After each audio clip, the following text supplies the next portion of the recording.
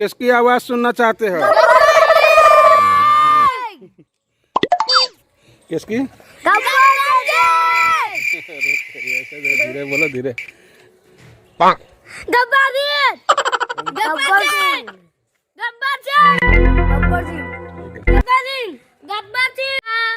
फिर रीटर सिंघम, मोटू मोटू और चिंटू पिंटू। गब्बर सिंह देखते हो ना?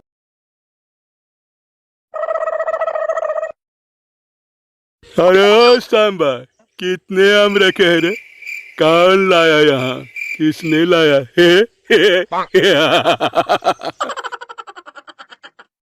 सरकार ने मेरे लिए कितने इनाम रखे हैं? 50,000, पूरे 50,000। सुना तूने? और वो इनाम इसलिए कि जब बच्चा 50-50 कोस की दूरी पर होता है तो माँ कहती है बेटे सो जा, वरना बाबा आ जाएंगे। और इन तीनों हरामजादों ने मेरा नाम मिट्टी में मिला दिया, पूरे गिट्टी में। तुम्हें इनकी सजा भुगतनी पड़ेगी। पूरे 1 बाल्टी आम देना पड़ेगा। कितना? पूरे 1 बाल्टी। सुना तूने?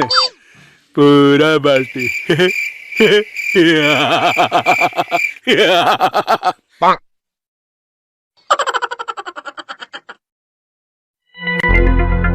सांबा, लगता है बहुत बड़ा भंडारा है।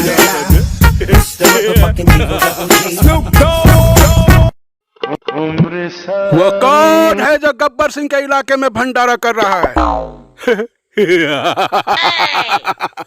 अब तेरा क्या होगा रे कालिया? सरकार, हम लोग यहाँ से छोड़कर चले, नहीं तो बहुत मार पड़ेगी। सरकार, कहाँ चलेंगे? चलो ये आम रस छोड़ो और चलो हिमालय में, नहीं तो आ रही है बहुत मार पड़ेगी। चलो हिमालय। और इस प्रकार गब्बर सिंह सब कुछ छोड़कर तपस्या करने के लिए हिमालय चले गए। हिमालय।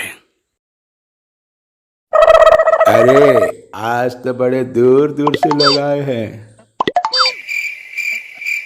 दूर से ही आएंगे क्योंकि पास वाले को पता है कि आवाज का जादूगर बिस्तर पे ही सुसु कर देता था। अपमान, घोर अपमान। आवाज के जादूगर का तुमने घोर अपमान किया।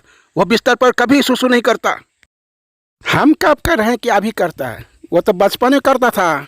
लेकिन आवाज का जादूगर तो अब 55 पर पहुंच गया। 55 पर।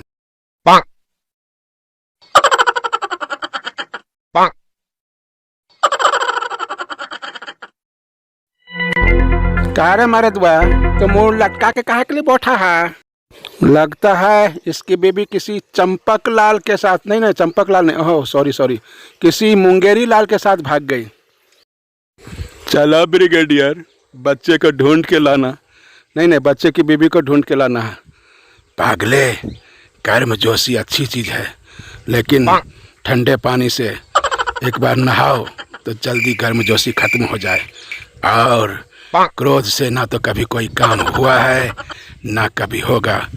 बोलो बम भोले बम चकाचक।